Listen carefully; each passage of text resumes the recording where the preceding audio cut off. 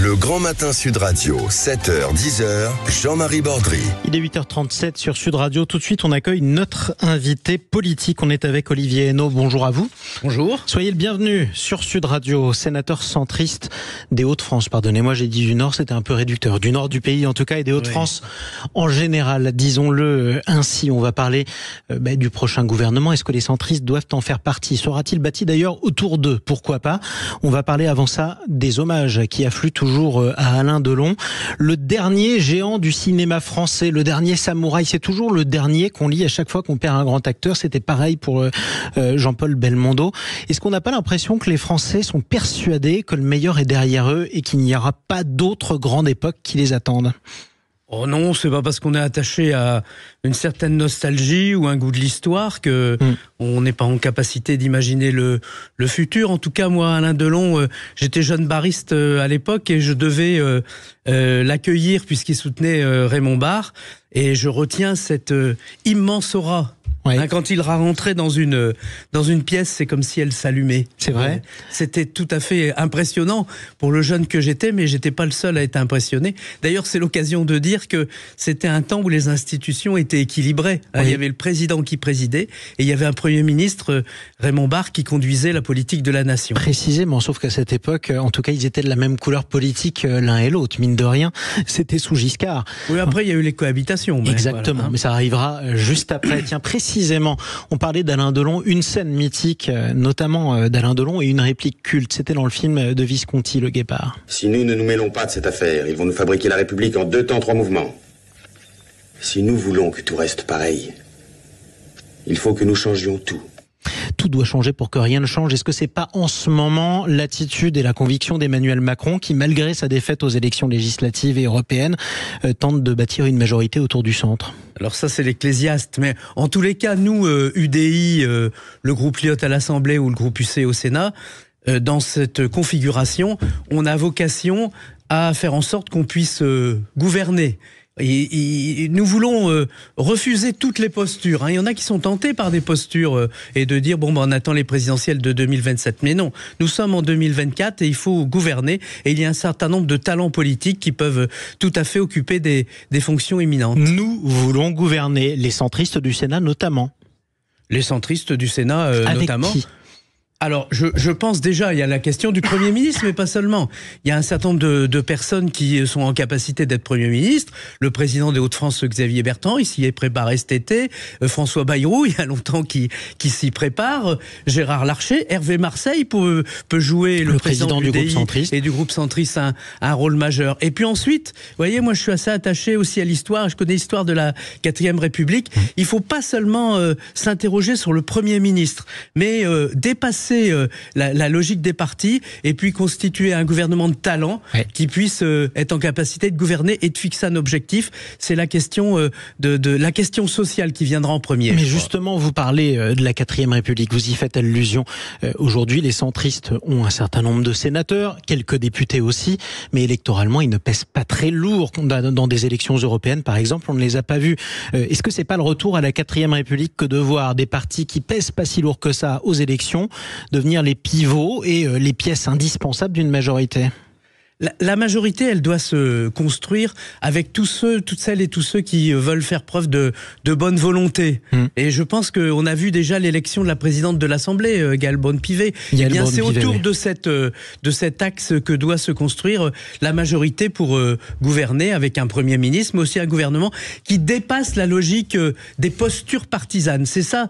Vous voyez, la politique, c'est de l'arithmétique, mais c'est aussi une dynamique. Et nous, on est au cœur de cette dynamique, lui. Mais justement, cette dynamique-là, elle a montré la défaite du camp présidentiel. Malgré tout, c'est avec lui que vous voulez construire une majorité. Comment faire comprendre ça aux Français alors qu'ils ont voté contre ? Ah bah justement, il faut que le Premier ministre soit issu d'autre chose que de la majorité présidentielle. Bertrand, il y a un axe majoritaire.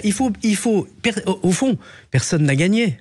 Personne n'a gagné, mais personne n'a voté pour... Il y en a qui font croire qu'ils ont gagné, mais ils n'ont pas gagné. Peut-être, mais personne n'a voté pour Xavier Bertrand ou François Bayrou à Matignon, concrètement aux élections législatives. On a voté pour ou contre Bardella à Matignon, c'est pas la même chose. Oui, mais vous voyez, il faut à un moment dépasser cette logique et intégrer la logique de la coalition. Ouais. Nous, vous voyez, les maires du Nord, par exemple, ils sont dans des intercos. Et dans des intercos, On n'est les pas les intercommunalités. On n'est pas obligé d'être la métropole européenne de Lille. Moi, par exemple, j'ai été vice-président de Martine Aubry à la métropole européenne de Lille. Je partage pas toutes ses convictions, mais on a fait du bon boulot. Et donc, partout en France, on sait travailler. Il faut pas être d'accord sur tout pour travailler ensemble. Non, mais on sait travailler. On l'a montré aussi au niveau national avec les Jeux Olympiques. Après tout, la région était à droite, la ville était à gauche, la ville de Paris, et l'État était plutôt au centre, et ça a marché. En revanche, pardonnez-moi, monsieur le sénateur, mais vous me parlez il y a quelques minutes de la 4e République. Là, vous me parlez des intercommunalités. Vous êtes conscient du fait que cette idée-là de la politique ne fait pas rêver les électeurs? Mais il s'agit pas forcément de faire rêver, encore que ça reste à démontrer, que ça fait pas rêver. La 4e République, ça n'a jamais fait rêver.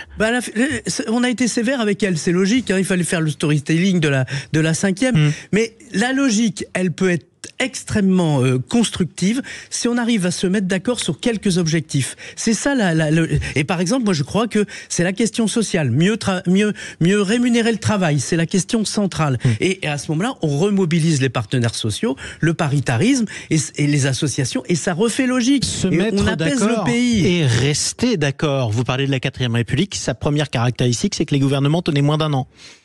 Moi, je suis pas loin de la Belgique et pas loin de l'Allemagne. Ils ont passé 1 an sans gouvernement, les Belges.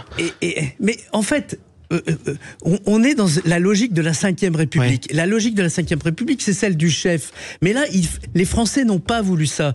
Ils n'ont pas donné une majorité claire. Personne n'a 290 députés. Il faut bien tenir compte de cette réalité et travailler et faire fonctionner et diriger la France. Et je pense que c'est possible si on arrive à quitter les postures. C'est aussi ce que nous demandent les Français. Quand ils votent, ils font pas n'importe quoi, les Français. Ils nous obligent à quitter les postures partisanes pour construire quelque chose qui soit nouveau et qui intègre une volonté d'intérêt général et de bien public. Vous parliez du chef, ceux qui ne le veulent plus sont au moins les Insoumis.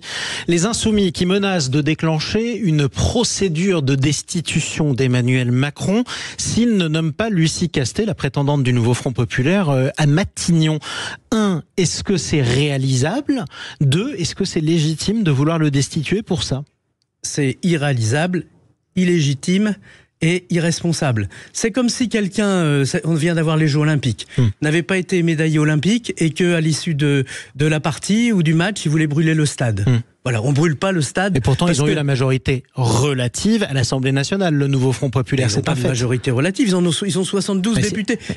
La France Insoumise. J'ai parlé du nouveau Front Populaire. Mais, non, c'est 290 la majorité. Non, mais on est d'accord. Après, et ça, personne les a. Tout le monde est d'accord là-dessus. Revenons malgré tout sur ce fait. Le nouveau Front Populaire, c'était une coalition qui présente comme prétendante à Matignon Lucie Castet. Aujourd'hui, si on regarde l'Assemblée nationale, le nouveau Front Populaire a une majorité extrêmement relative, mais malgré tout majoritaire. Moi, je vois pas les choses comme ça. La logique des coalitions, c'est ou 290 députés, ou on l'a pas. Et à ce moment-là, c'est au président de la République de construire. La preuve, c'est que s'ils avaient été une majorité relative, ils auraient la présidence de l'Assemblée. Ils ne l'ont pas. Non, ils n'ont pas réussi. Ils nous font croire ça. Mais ils vous font croire, mais pour vous n'êtes pas d'accord. Et donc, il faut pas brûler le stade parce que Emmanuel Macron, c'est pas seulement sa personne, c'est aussi les institutions. Alors ça, les institutions, c'est important. Revenons maintenant sur le nouveau Front Populaire. Les socialistes, l'autre grande composante du nouveau Front Populaire, ne soutiennent pas les Insoumis dans cette menace de destitution. Qu'est-ce que vous dites à vos collègues sénateurs socialistes qui sont très nombreux? Quittez le nouveau Front Populaire, rejoignez-vous, nous, travaillez avec nous et faites un gouvernement et une coalition? D'abord, je les félicite de cette différencier ainsi de la France insoumise. C'est pas la première fois.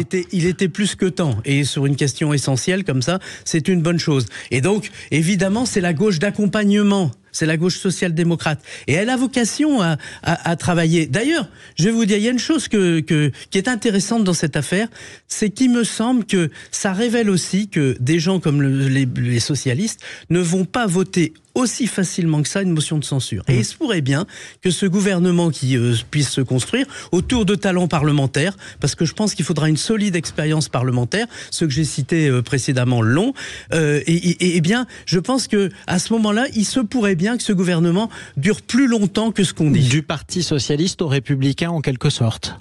en quelque sorte, enfin, toutes celles et tous ceux, c'est aussi des talents et des personnes qui veulent dépasser les postures partisanes. Ouais, et dépasser les postures partisanes, mais avec qui? On a beaucoup parlé de la coalition, on n'a pas encore parlé du nom. Pourtant, il est important parce que c'est lui qui pourra fédérer justement cette alliance, un brin bancal, en tout cas difficilement stable.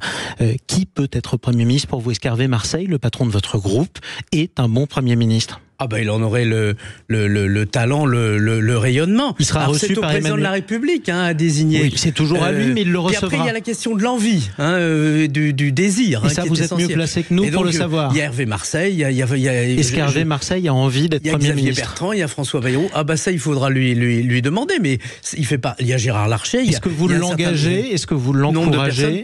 Est-ce que vous l'encouragez à se présenter et à faire acte de candidature auprès du président de la République? Je l'encourage toujours à prendre le maximum de responsabilités là où il se trouve et là où il se situe. Et il les exerce merveilleusement. Et il serait capable pour vous de tenir une majorité qui irait du Parti Socialiste aux Républicains? Il serait capable, s'il le voulait, comme un certain nombre d'autres, mais c'est à lui à se déterminer. Et puis c'est au président de la République à le désigner. Au président de la République à le désigner. Il va commencer à recevoir les différents chefs de groupes parlementaires, mais aussi de partis à partir du 23 août cette semaine.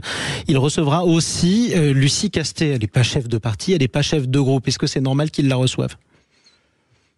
Après, c'est au président de la République Et il a décidé. Qu'est-ce que vous en pensez? Mais moi, déjà, cette candidature, je vais vous dire, je la trouve un peu baroque. Pourquoi? C'est que moi, si je veux être opéré, par exemple, je vais prendre le meilleur chirurgien. Je vais pas prendre le directeur financier de la clinique, vous voyez. Et là, il y a quelque chose d'un peu curieux. C'est comme si Pierre Mauroy, quand ça a été dit, quand il a été appelé par François Mitterrand, il avait dit non, je suis pas intéressé. Je vais vous envoyer le directeur financier de la ville de Lille. Non, ça n'a pas beaucoup de sens. Pourquoi elle n'a pas le niveau pour vous? Je ne sais pas, mais je pense que ce qui est essentiel... C'est ce que vous sous-entendez. Non, je ne vais pas dire ça, je ne vais pas être méprisant. Ce qui est essentiel, c'est l'expérience parlementaire. Et elle ne l'a pas. Bah non, puisqu'elle n'a jamais été parlementaire, ni ministérielle. Dans cette configuration, il faut trouver les talents parmi les parlementaires, puisque c'est au Parlement que ça va se passer. Parmi les élus locaux aussi, ceux qui travaillent dans les intercommunalités, je l'ai dit, parmi même peut-être les syndicats.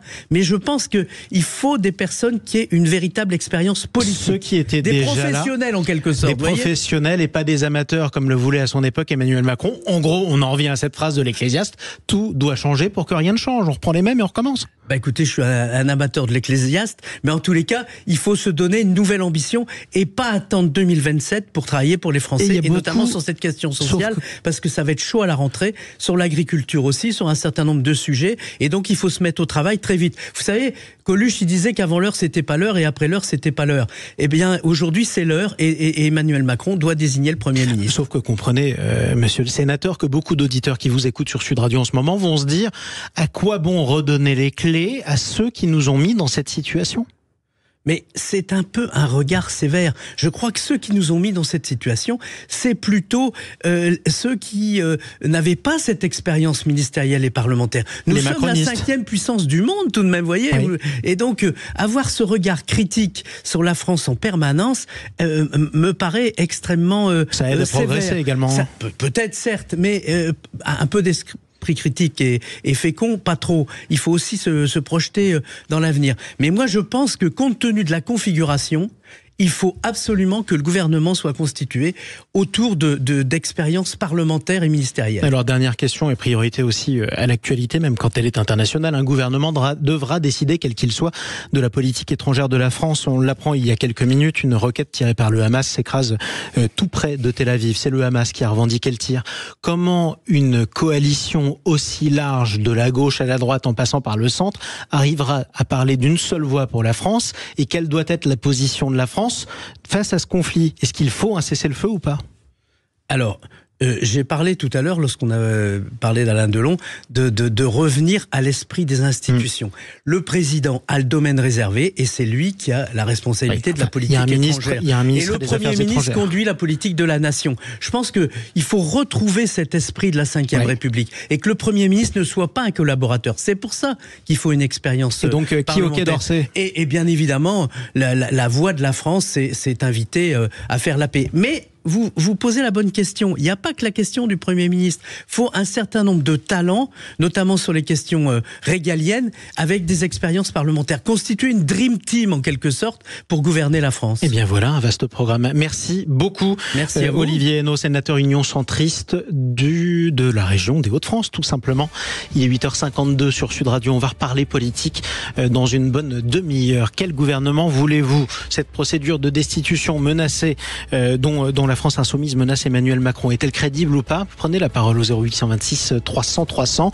On va essayer de se détendre dans quelques instants. Vous l'avez dit, on a un beau pays, Olivier Henno, ça tombe bien. On va le visiter dans un instant avec Xavier Louis pour les plus beaux détours de France. À tout de suite.